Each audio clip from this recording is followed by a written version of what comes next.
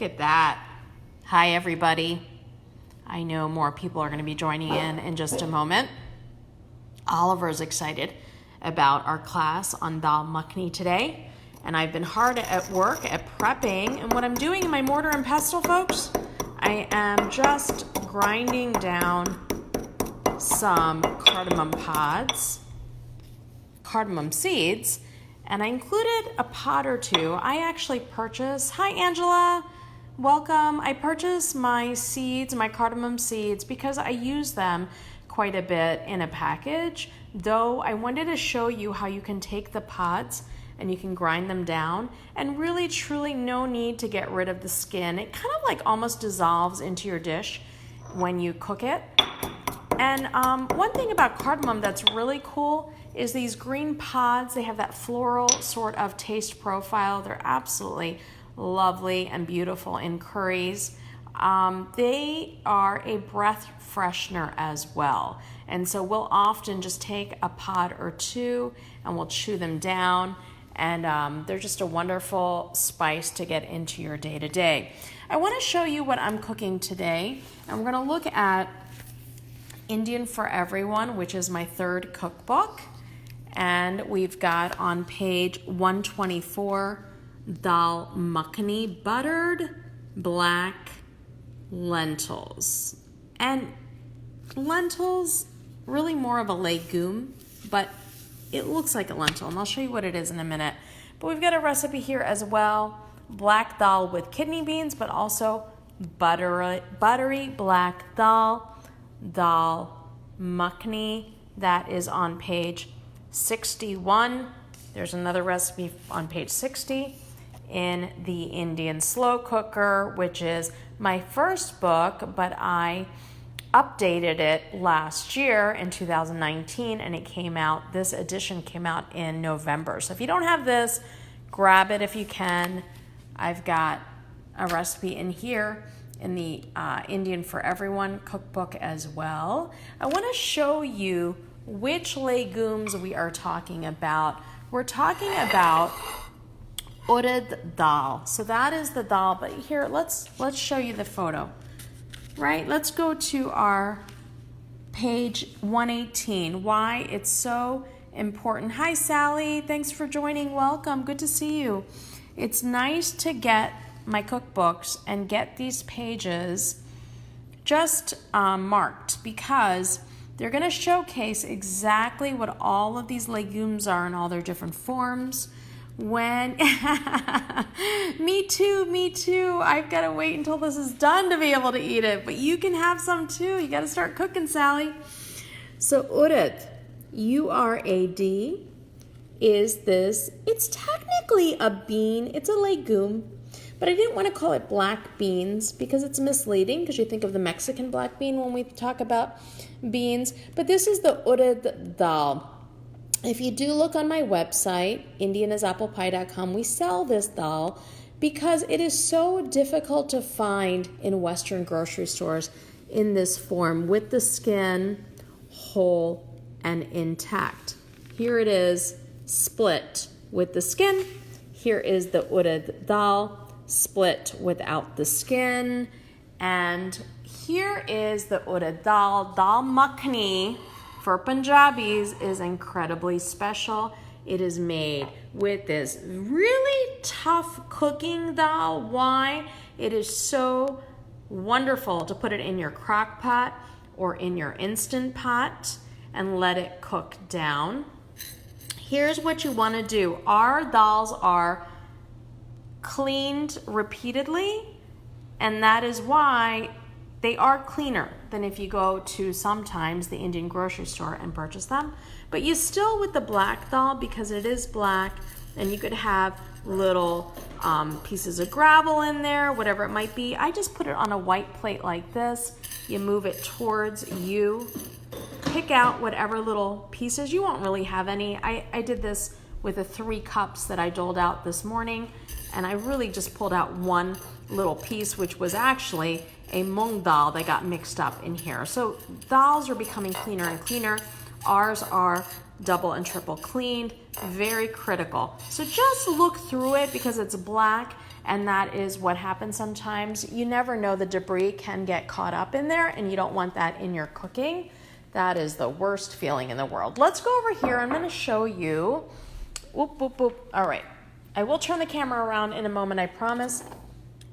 Black dal, urad dal, and rajma, kidney beans. That combination, it's a 3-cup or 3-part to 1-part ratio. 3 parts to 1-part ratio, okay? So write that down. Oh, and then Sally too, thanks for that. I want to also mention to all of you, when I clean my dals, don't wash them and store them. Store them dry.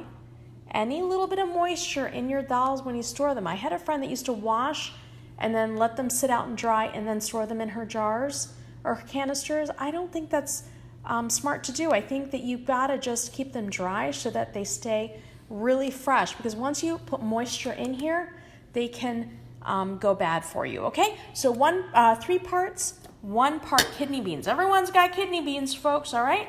So get those kidney beans going. Purchase your urad dal. What do you do if you don't have this? You may have the moong dal. Use that. Use the dal in the same form with the skin.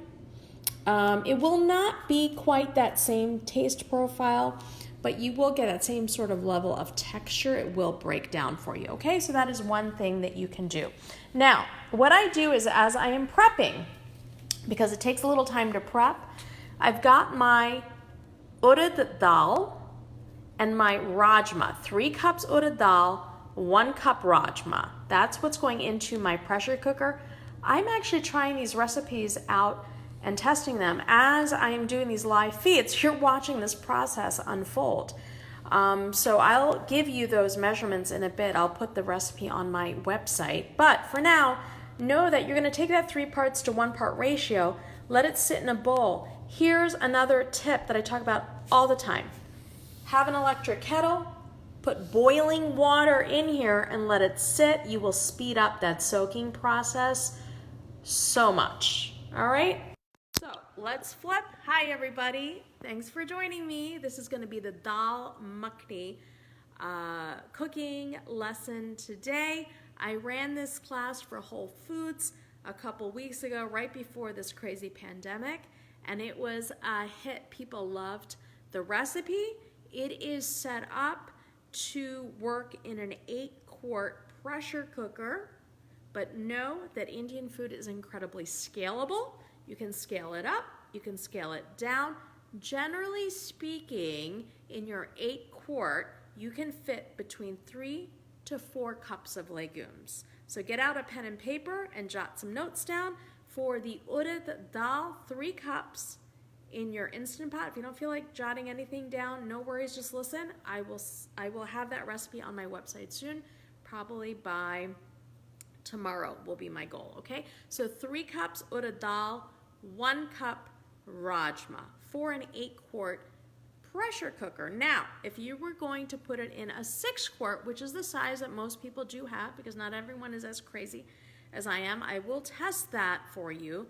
But generally speaking, you'll pull it back by a cup. So 2 cups urad dal, probably about a 1/2 cup rajma, 1/2 cup kidney beans is what I would do with that. All right, so we've had this soaking for a little while, but we're gonna go ahead and just let it sit for another couple minutes, because the more soak it gets, the more it's gonna break down and become so delicious for you when you are cooking it up. Now, here's the thing. Let me flip around and turn my hood light on because I can have some backlight when I am chatting. All right, that's a little bit better.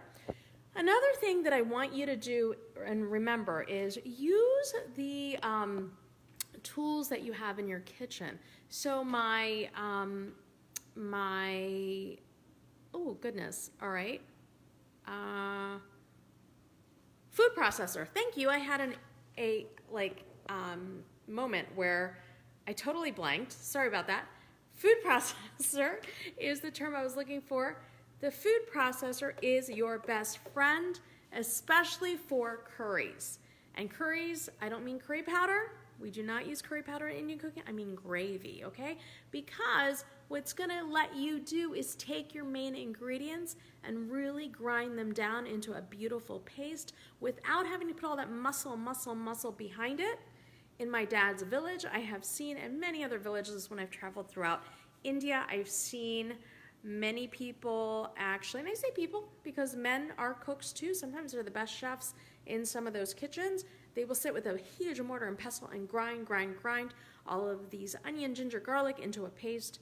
Who's got the time? Use the tools that you've got on hand. Don't overlook what you got in your own kitchen. I once had a comment on Amazon on my first book from someone obviously that, I guess predictably, that was non-Indian, saying, who does she think she is to use modern tools for Indian cooking? How dare she? Well, how dare you expect us to be in the Dark Ages with Indian cooking? Why not progress it? Make it so progressive when you go to India. The food and some of the techniques have progressed so much. So why should we be stuck in the Dark Ages? Let's use the tools that we've got in our kitchen. So I'm going to flip this camera around for you and show you what I've done. I've got my mise en place, right? And here is my tool of the day. You got to use this to your advantage, my food processor. And we're going to take our recipe, which is this. See, look, this is how I do my recipes. I'll work them out by hand, and then I'll type them all up for you. And then I'll put them on my website. So we've got Urad Dal, we've got Rajma, we've got a medium yellow or red onion, roughly chopped ginger, garlic, and chilies. Those are your fresh ingredients. Now, if you're wondering why I seem so lazy and I keep using all of the same general fresh ingredients for every recipe that I show you, it's because that is how you make Indian food. If you have your onion, ginger, your garlic, and your chilies on hand, you can pretty much make anything. And in fact, many communities, especially the Gujarati Jain community in India, don't even use onion, ginger, garlic. So they actually use different spices to get that same sort of taste profile. So you may not even need those items. But for Punjabi cooking, we certainly do use all those ingredients. And what I've done is I've ground that onion. The ginger garlic I did together. The onion I kept separate. Why?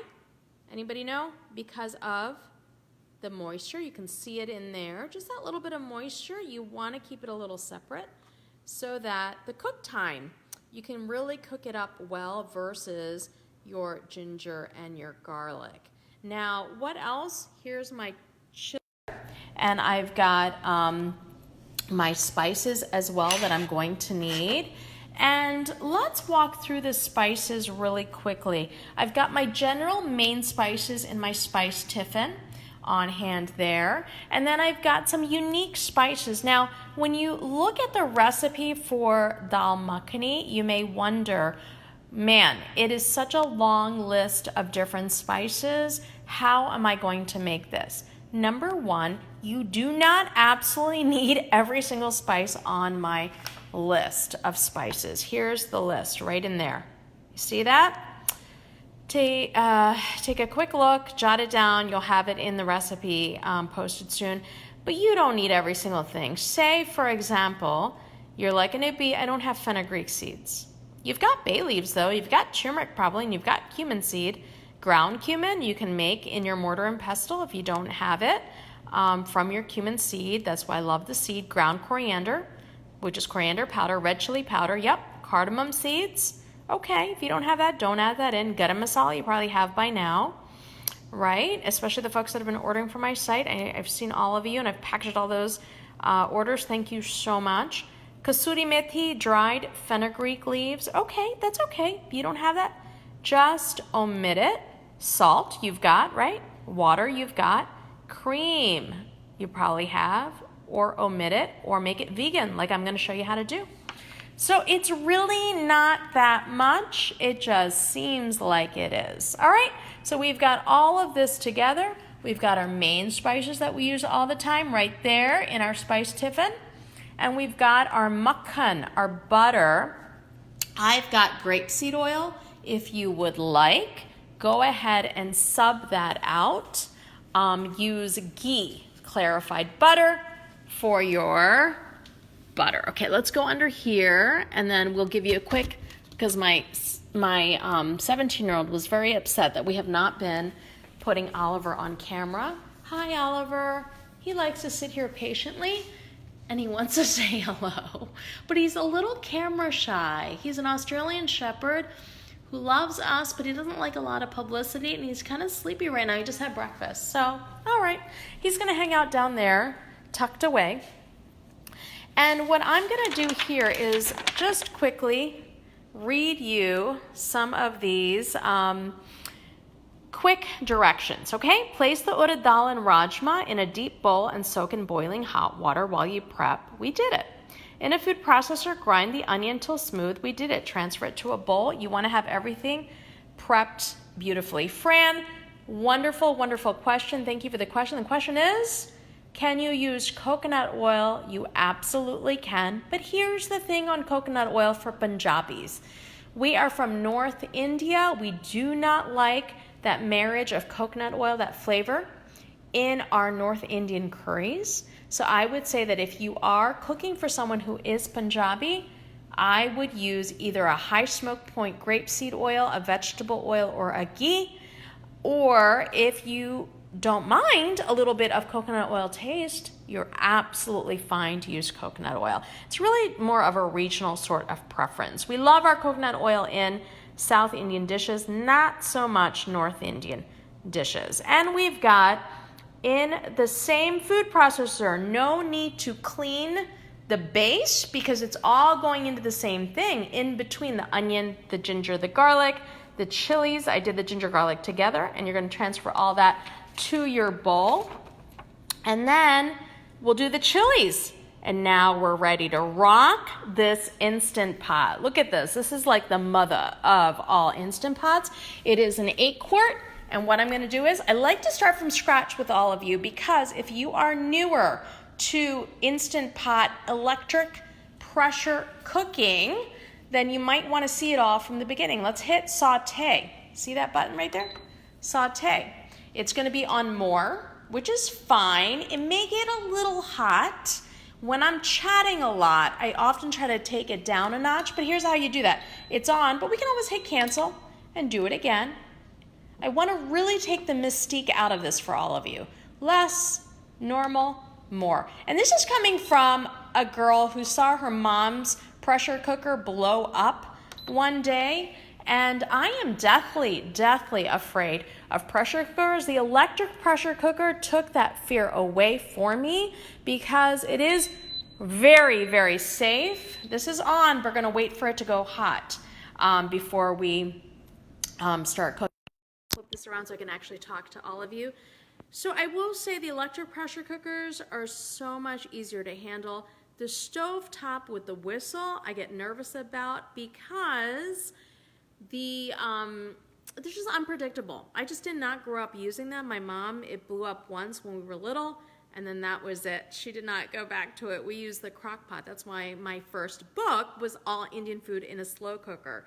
She was really one of the first to make all these amazing dishes in the crock pot. And so I was like one of the first to put all those recipes together. She didn't think anybody would buy it, and we sold tens of thousands of copies of that book alone. And now I'm going to transfer those recipes to the pressure cooker process. And it is a little bit different. You've got to really get a hang of how to really boost your flavor profiles in the pressure cooker, like the slow cooker does for you. Sometimes you have to add flavor in because it's kind of flat versus a low, slow cooking. This dal traditionally cooks very slowly on a very low heat on your flame, on your stovetop, on your chula if you're cooking in the village, which is that clay oven that they all have in their havelis, in the outside area of our haveli. We had our traditional ancestral homes there, and they'll cook outside on that chula in this big heavy pot, put a lid on it and let it just kind of sit. Sound like the slow cooker idea? Exactly. So now we're gonna switch it over to the pressure cooker. And we're just waiting for this to get hot, and I'm gonna flip you around so you can see it. Because it is truly getting warm, and I can feel it, and I'm chit-chatting, I'm gonna go ahead and get started before it even hits hot. If you're gonna cook at home, let it hit hot. I'm just chit-chatting quite a bit, and I know that I'm gonna need this to kind of like, I'm gonna ease into it because I don't want anything to burn. And we're gonna go ahead and take this lid with one hand for 2 tablespoons of oil. Remember, this could be ghee, it could be whatever you want it, like Fran wanted. Coconut oil, absolutely. Let it warm up a little bit. And then let's go to the recipe, and it says, when it indicator flashes hot, add hing, cumin seed, turmeric, and bay leaves. Okay, so let's see, how much for the cumin seeds? 2 teaspoons, and then for the turmeric, 1, bay leaves. Okay, I think I got it. So remind me, folks, if I forget. And we've got, hey, Don, welcome, long time. I've missed you. All right, we want to go and hit that hing first. See, it hasn't even hit hot yet. It's pretty warm. And look, all that oil pools to the sides. You're just going to push your spices to the side as well. Let's go into my spice tiffin. This is my own design, folks. I love creating things that make more sense for all of us. Our parents never measured. We do, and that's why we sell a spice tiffin, which right now we're waiting for our supplier to get their act together and to get beyond this COVID thing and send us more. We're not quite there yet. We're waiting, waiting, waiting. But that leveler is my own design. And we've got this beautifully, it's gonna go fast, folks. And what did we say? Remind me, turmeric, right? So let's do the 1 teaspoon of turmeric. This is a 1 teaspoon measuring spoon. And there you go. And then we want our bay leaves in there as well. It's usually cassia leaves, but bay leaves will work fine as well, not a problem. And we're gonna mix it well and cook it for about a minute until those cumin seeds turn a little reddish brown. And see how that oil pools to the sides? Just push your spices into it so that you know they're gonna be nice and beautifully browned. And the idea is they are releasing their essential oils at the moment. That is what is infusing your oil. And remember, turmeric in a fat, which is the oil here, and black pepper means that it can be absorbed so much better in your body. That is why Ayurvedic cooking always includes a fat in there with the turmeric. Just eating turmeric powder is not going to do it, folks. And your body ingests or absorbs just small portions of the turmeric, so getting even just that little bit into your day is fantastic. See how our indicator says hot? It is nice and hot now. And I'm going to go to my recipe, and it is going to say, add my fenugreek seeds. Okay, here's the thing, folks. I love, and I talk about fenugreek seeds all the time. These are the little fenugreek seeds. Do not use these in place of fenugreek leaves in recipes. They act very differently. They're incredibly bitter, and they will burn on you, so you must watch them. I like to chit-chat, so I need to focus. If they burn and turn bitter, and you cook them too long, this whole thing will be messed up. It's just too much. So you cannot let it get to that point. So we got them in there about 30 seconds. Now we're ready for our onion. We're gonna put that in there, and then I can calm down. I know that I'm not gonna burn my fenugreek. All right, onion's going in, be careful. It has moisture, it's gonna sizzle. There we go. Look at that.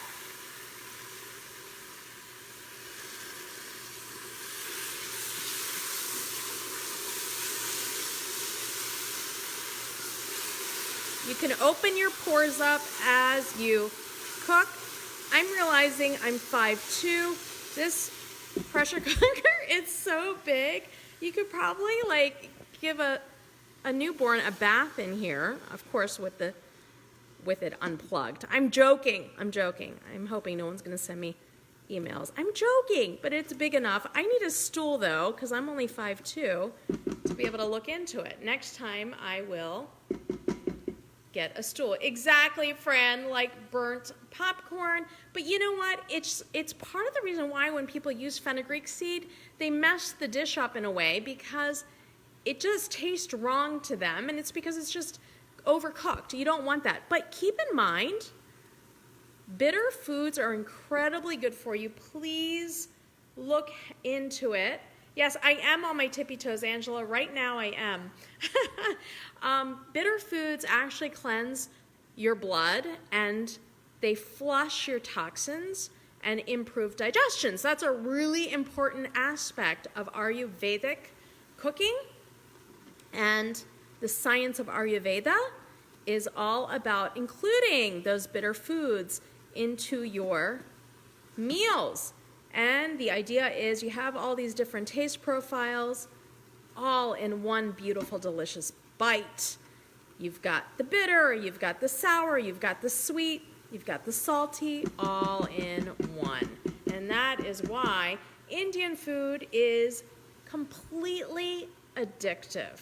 All right, so keep in mind, on the stovetop, I would probably cook it a little more. In my pressure cooker, I really don't have to because the pressure cooker ends up doing so much of the work for me. So now I'm gonna go ahead and put my ginger and my garlic. This is all doable, right, folks? You can do this. I know you've got this. I'm gonna use my hands. They're very well washed. And no, I did not touch my face. I'm being very careful these days. I hope all of you are as well. How's everybody doing with the quarantining? Is everyone okay? Everyone healthy? Everyone good? I hope so. Everyone's going a little stir crazy in my house. So, Fran, I don't have a favorite Ayurvedic book. I tend to follow principles that my grandmother taught me. And it's usually things that most of us know. So when people ask me to teach Ayurveda cooking, I always say I'm already basically incorporating the principles of Ayurveda into my foods. But I'll see if I can research that a bit for you, and I will get back to you on that. That's awesome, Angela. I'm glad you're getting a ton of cooking done. That's wonderful. All right, so we've got the garlic and the ginger in. We're gonna add the chilies. Now, keep in mind, when you add the chilies, the heat's on. You're gonna kind of feel it bounce off. That heat's gonna bounce off, so and kind of hit you in the face. So you want to kind of stay clear of it, because I'll start kind of coughing a little bit. No big deal. Nothing negative. Nothing bad.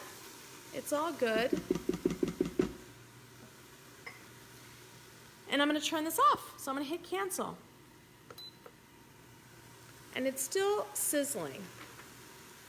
So here's a thing that I always do. I always remember things that I might want to add in when I'm testing recipes, and I just remembered something. So I'm going to write it down, but I'm going to show you, like you're literally in my head at the moment as I test. I'm going to grab my cinnamon stick. I think I want to add a cinnamon stick in there. And this is how you should be with your cooking as well. Just wing it sometimes. You may just have a thought. You'll want it one day. Maybe you wouldn't want it the next day. But you know what? I'm thinking, let's add that cinnamon stick. And it's hot enough that it really kind of cooked it just a little bit, which is perfect. Now what do? Let's flip this recipe over and take a look. So we've added the ginger garlic. We've added the fresh chilies. We've turned the pressure cooker off. We're now going to add the rest of the ingredients: the tomato paste, the ground cumin, ground coriander, red chili powder, ground cardamom, garam masala, kasuri methi, and salt, and mix well. All right, let's do it. That's awesome, Angela. I'm so glad to hear that I inspire you, and you all have inspired me to keep going, because otherwise I don't even want to get out of my PJs, work out, put makeup on, right? But we got to do it. We got to do it for each other. This is tomato paste, which is a great way to brighten up your Indian, especially Punjabi curries. Let's take a look here, because I forget now. You guys will probably find it faster than I will. Where in the world is my Da, da, da. All right, that's okay. 1/4 cup of tomato paste is, here it is. 1/4 cup of tomato paste is what I have. I'm changing that to 1/2 cup. I feel like we need a little bit more. So 1/4 cup is gonna go in. And then what I'm gonna do is pop over here. Here's a little tip, folks. Tomato paste. This is the new jar that I've been finding. I don't like the cans because then you have to transfer it. I like this jar. It just popped up at Whole Foods a couple months ago. I've been buying them. I love them because I can use some, put the lid on, save it in the fridge, right? And I'm gonna do a 1/2 cup. So 2 1/4 cups. This is a 1/4 cup measuring cup. The other thing that I love about this jar, what does it look like to you? To me, it looks like a beautiful glass, which is important for storage, spice jar. So I will soak this in hot water, take that label off. It drives my family nuts. I've become a little hoarder at home, but you know what? And I will use it and label it for spices. So say, for example, I ground coriander powder. I make my own spice blends. I'll put it in there, and that way I'll have those spices on hand. What else did we need, folks? So we need to put in ground cumin. So where is our ground cumin? Here it is. I pre-bought the ground cumin, and I am going to use that now.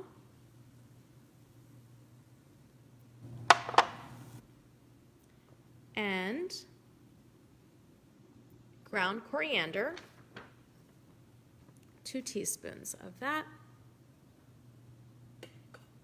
Here we go. Let's go to our tiffin and grab 1.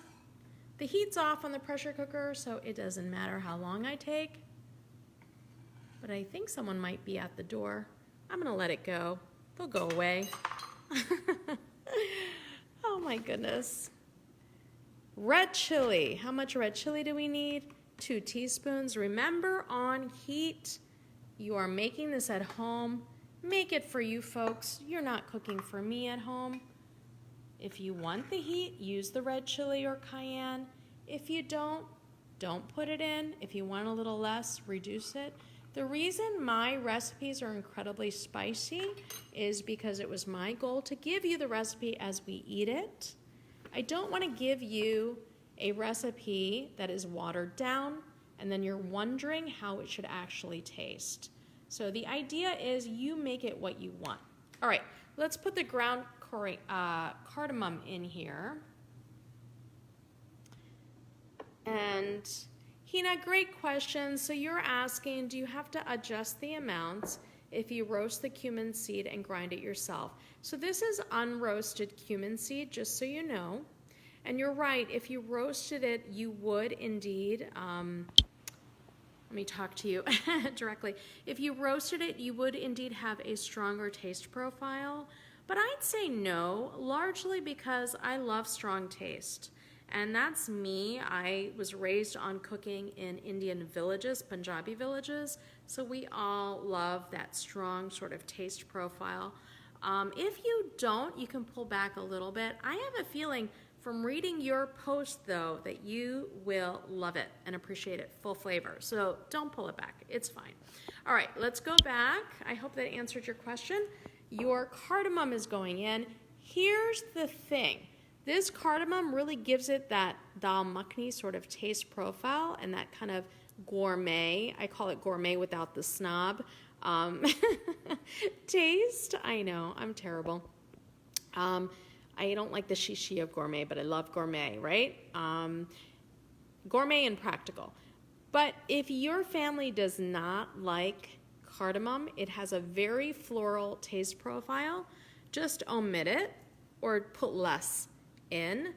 I have gotten to the point that I've been able to incorporate it in there. My family has not noticed it as much lately. Tom, I have been worried about you. I know Angela has been as well.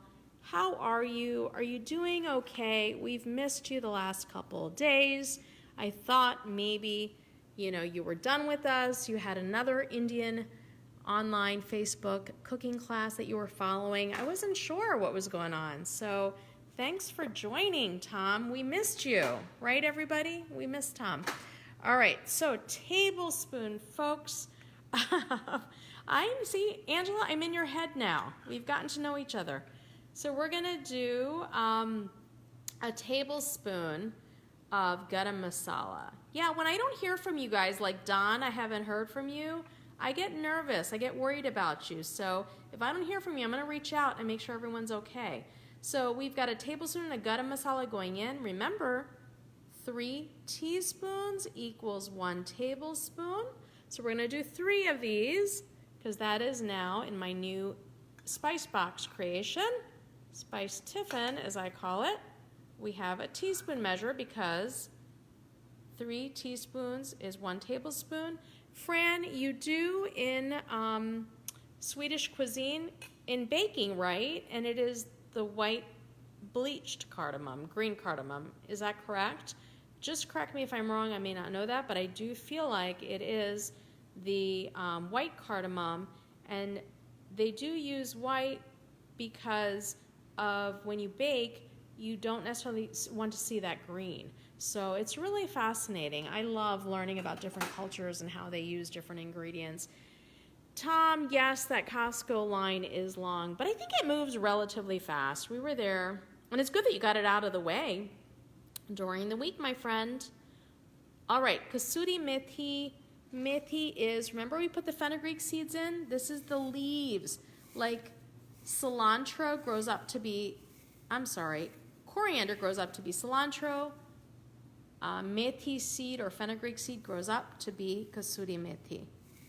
And let's just go ahead and give it a squeeze, a pinch, and it will release all of the amazing, amazing taste and flavors. That's how you get it to release all of the delicious flavors. I've got to say, I will, when I get one of my teenagers to get up in time to shoot the video, do a class on bread rolling. This is the magic ingredient in paranthas. Punjabi paranthas is fenugreek leaves. And most people don't even realize it, but I like to tell people so that you know how to cook with it. All right, so there you go. That's in there. And now we are going to look at our recipe again. And now salt. See, I almost forgot it. 2 tablespoons of salt. Here's the thing on salt, folks. I put in full salt in my recipes, meaning you will take my recipe, put it over rice, eat it, and you will not need to sprinkle salt because it is full salt flavored. Now, if you don't want this much salt, it's okay. Pull back. Put half in. I guarantee you'll add it back in later. That's what a lot of these cookbook authors do. They pull back on their salt, but then you need to add it in later. So do what you need to do. I don't mind salt in my diet largely because we're a household that does not eat processed foods. We really don't get salt any other way. And this is an 8-quart crock pot. You've got 2 tablespoons of salt. And I know we need to create, now that we're in quarantine, maybe we'll have more time to create smell-o-vision somehow, right, Sally? Let's work on that. That'll be a multi-billion-dollar idea. We'll all get royalties out of it. I promise I'll share. All right, so we're going to mix that well, and we're going to add the drained legumes. So let's mix it, and look how it looks. This is all off right now. It looks like mud, but delicious smelling mud. And we're going to just kind of break it down a little bit. You probably don't even need to do that, but I like to.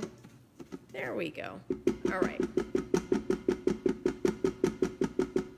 And then we're going to add our drained legumes. I have not drained them yet. I'm going to go ahead and do that. And I always like to mention, when I travel, I buy household kitchen items. This bowl is from Lisbon in Portugal. Oh my God, I love it. Every time I use it, I think about Portugal. I lost a little product. It's okay. We'll figure it out. It's hard to do things with one hand, folks. All right, got it in here. Now I cleaned these really well. You have to wash your legumes because it's a natural food. It's pretty unprocessed. So you don't want any debris in your end product. So wash, rinse them a couple times, drain them, rinse them again. It's better to just do it up front. I often like to wash them before I soak them, and then I'll give it another wash. So I'll show you what I'm going to do. I really like this colander set that I have, and the beauty of it is that you got it all in there, right? Fran, yeah, pretty much just home-cooked food, really. Sangeeta, thanks for watching. This is my cousin, Sangeeta.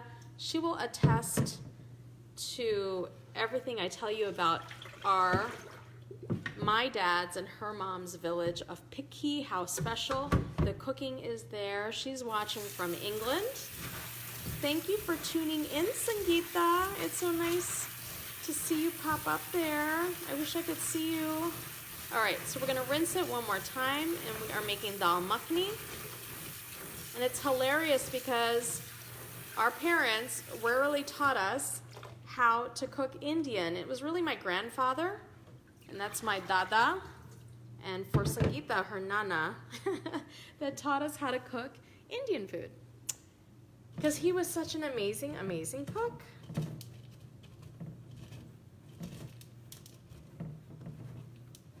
All right, so we've got some good information, Angela, on salt. I will read that later, I promise.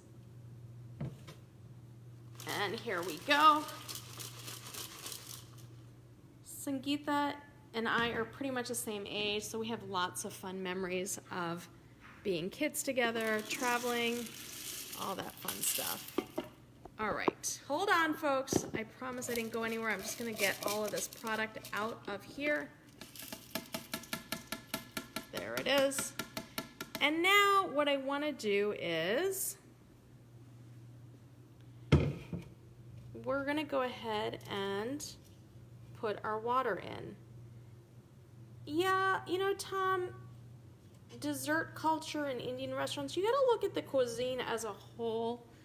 We don't really necessarily do dessert. We have a lot of different sweets that we do eat on various special occasions. And the gulab jamun that Sally's referring to is like, I refer to them as almost like donut holes that are deep fried, and then they sit in this amazingly decadent syrup.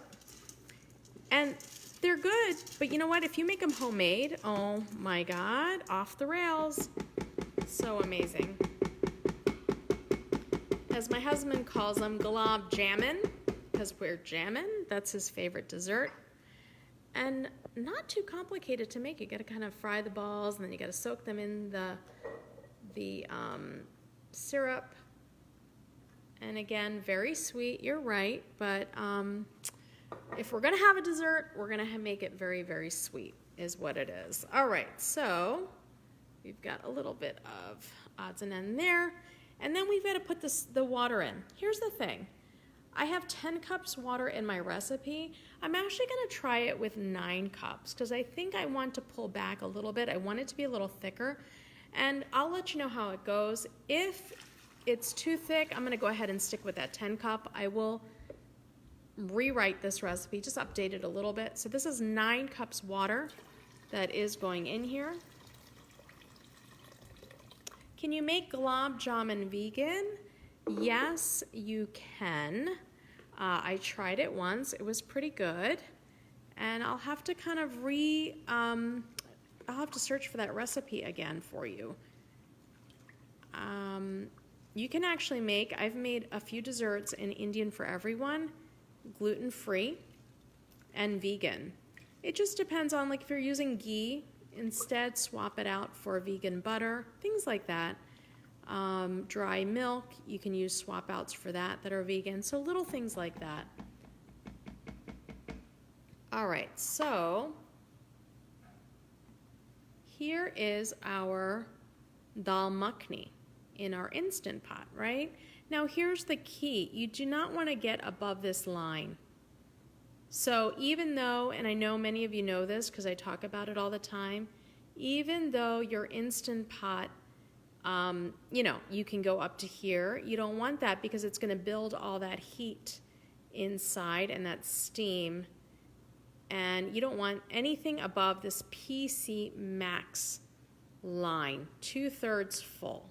So that's why sometimes these Instant Pot sizes can be deceiving. So the benchmark is, I've done some research on this. I'm a little bit of a geek when it comes to this stuff. So on grains, you want to be very careful. 1 cup grain or legume or pulses in your 3-quart Instant Pot. 2 cups max in your 6-quart, and 3 to 4 cups in your 8-quart is what we've done. All right, so now we're going to go ahead and we're going to close this up, and let's look at our recipe. And we're going to adjust the pressure to more and cook on high for 30 minutes. All right, so let's go ahead and grab our lid, which is right over here. And interesting on the 8-quart, that little valve that pushes out, like it's really dropped in, it's recessed when it's just kind of sitting on most of the other sizes. On this one is red, number 1, which is great. It's level with this top plastic bit. It'll pop out so you can actually see it, and I like the fact that it does pop out. Oh my God, Tom, you are so addicted to that story. You tell that every time when we use this pressure cooker. It's so funny. I was addicted, I'll just tell you real quick, to Three Stooges as a kid.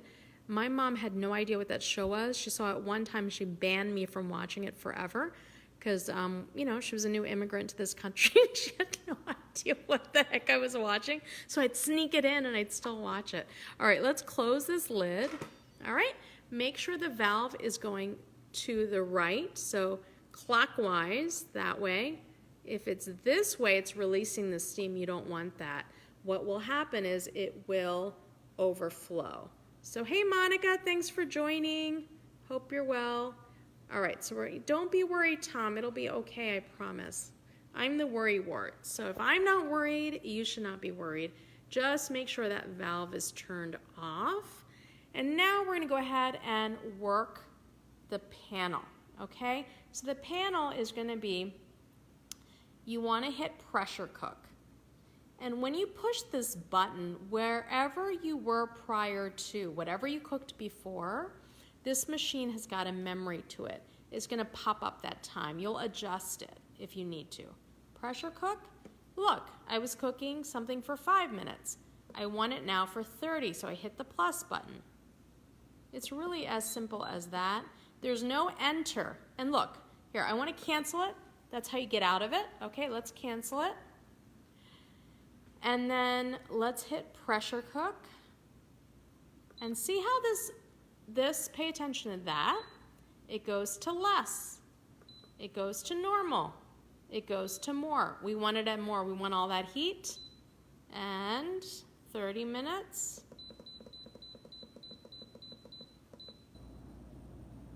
No enter button. We're gonna wait a moment. Oh, Angela and Fran, you're so sweet. My mom is in Pennsylvania, outside of Philadelphia. And look, it's on. Now, I will tell you, I'll finish that thought in a second, I promise.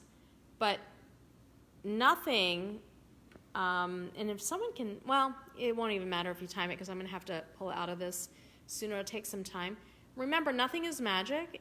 Even in the Instant Pot, you've set it to cook for 30 minutes. It is going to warm up. The warm-up period is going to take between 20 and 25 minutes on average, depending on the size of your Instant Pot, maybe a little bit longer.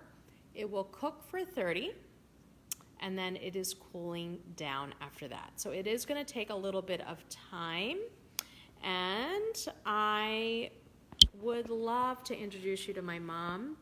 I will absolutely see if I can persuade her to come on and do something together. I've learned everything I know about cooking and nutrition. She was one of the first in our community to actually think about quinoa and include it in our foods. We have a community that is rampant with diseases like diabetes as well as heart disease. And so she was one of those people that was made fun of years ago, but she taught us how to incorporate or how to swap out things that we would normally eat. For example, I remember growing up when we first came to this country, making paneer and frying it. And then she's the one who thought about baking it. And then she thought about using tofu as a substitute for it.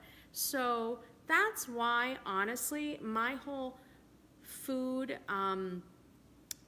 love of food has been this whole journey. And that's why I actually don't espouse eating a certain way. I just share my recipes so that maybe you'll incorporate them into your day-to-day and lean towards, like I lean plant-based. 99% of my days are plant-based. They've been since I was in graduate school in Hawaii. And so I'm not telling you to do that. I'm just saying incorporate more delicious recipes. And if I give you more of those, then maybe you'll do more and more of it. And I like to just share the fact that I think eating and the way you eat should not be a label that you wear, but really you should think of it as a journey, a life journey. So you don't often wake up just one day and changing everything about yourself. You pick a goal and you work towards it slowly and gradually.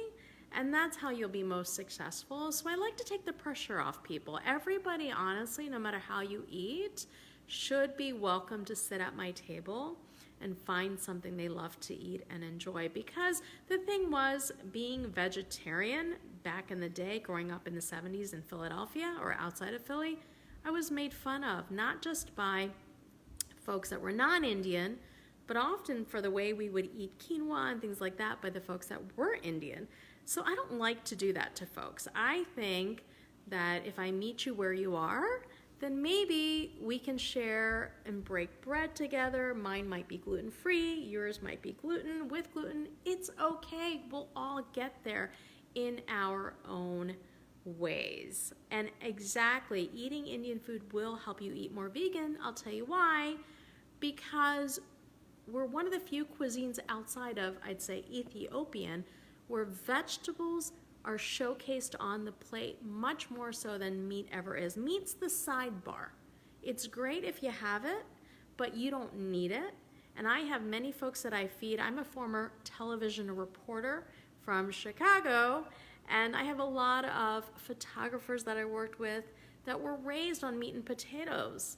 And they'll say, ooh, am I gonna like what you're making? I'm like, just try it, try a bite. And they love it, and they say because of the spices, it is so fulfilling, they don't need the meat. That's where I'm getting folks to, I'm hoping, is where you don't need it. If you feel like you have to have it one day, I'm not judging you. Do what you need to do you. But know that most other days, I've got you covered because my recipes, they work. I test them over and over and over again, as you can see. I'll put them out there, and I will have you test them for me as well. And Tom, yeah, you're the only vegan in your family. You never hear the end of it. I know. Why do we have to talk so much about what other people eat? I have been to parties, and I'm probably disclosing more than I need to, or sharing way too much information, but I've gone to dinners when I was younger, in my 20s, being a vegetarian.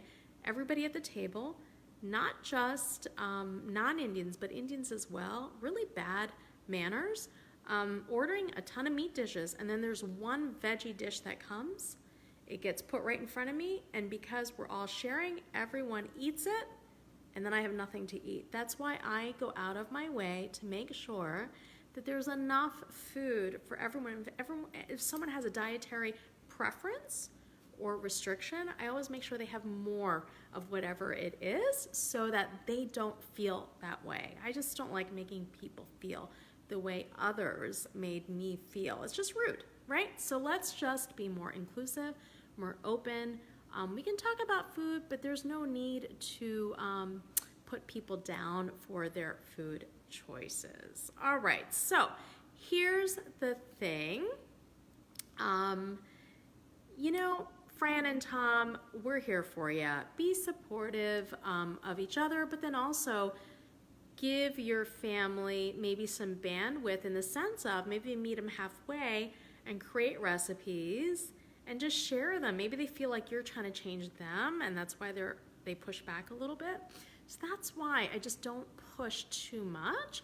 I'm just super gentle and sneaky because I'll make a dish that's so tasty, or I'll use a substitute, and then someone's like, hey, I need to eat that. So often when I go out and eat with my omnivore husband who's downstairs working right now, I'll go to the restaurant, I'll order a vegetarian dish, and then he'll want to eat mine because it's so amazing. And I'm like, hey, that's interesting, but I don't want to say anything because I don't want him to get upset that I noticed he liked my dish more than his. It's okay. Just be sneaky about it. Be a sneaky vegan, okay? All right, so here's the thing, folks. We've got to go. Now, what's going to happen is this is going to cook. All right, it's going to take a little while, but the beauty of pressure cooker is hands-off cooking, especially the electric pressure cooker. Hands off, I'm going to go about my day, do other things. I got a whole list of things that I need to get done, and then I'm going to show you again. I'll tune back in, and you'll be able to see what it looks like when it's done. And I'm going to add the cream. And for the cream, you can obviously, if you want, use dairy. You know what I use? Cashew cream. So does everybody know how to make a good cashew cream, or would you like me to do a quick live on that? I'm happy to do that later. I could record it and just post it, and that way you can go and look for it. But it's really just soaked, raw, unsalted cashews, 1 cup. And then I drain it, and then I put it in my Vitamix with another cup of fresh water. That is it. I will put some in ice cube trays because I cannot get all through all that in one go. And that way you always have it on hand. You could use coconut milk if you wanted. You could also use sunflower seeds if you are allergic to nuts. You could use also almonds. So there's lots of things that you can substitute.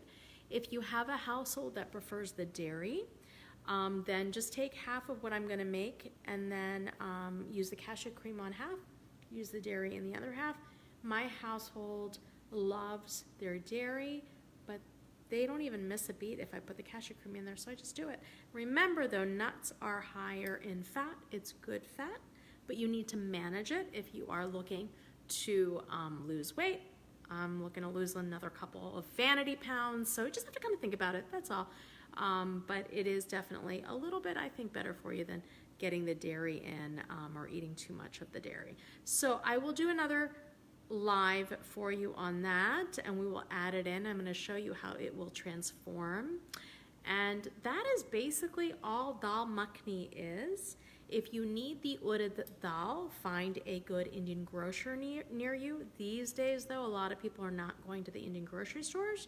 Many of them in Pennsylvania, I'm hearing where my parents are closed because they're so cramped, and then there's so many people. So if you want to hop on my website, indianasapplepie.com, I've had a couple orders come in this week. I'm trying to only go into my storage unit once a week. I will either be there today or first thing tomorrow morning to dole out all those orders. And for those of you watching that have ordered sauces, my co-packer told me they are working on our order on Tuesday. We will have all the sauces. I'm hoping next week, if they finish that up. We've got about 1,000 pounds of sauces coming in to us from my co-packer, so you can try those out as well. But yeah, so Urad Dal is what you're gonna need. If you don't have some of these key ingredients, it's okay, you can make it without. Take the pressure off, folks. Just cook. Enjoy cooking, all right? Don't let anyone ruin it for you. Have fun with it, and I hope this lesson helped. I hope all the lives that we're doing with these cooking classes helps out as well. I love seeing you all on my page, and thank you for watching. I will post this on YouTube. Jump on YouTube, subscribe. We're trying to ramp up all of that activity as well. And I'll be back on with that cashew cream pretty soon. All right, everybody? Bye. Take care. See you later. Talk soon. Be well. Stay healthy. I'm gonna go eat lunch. Yum, yum. Bye.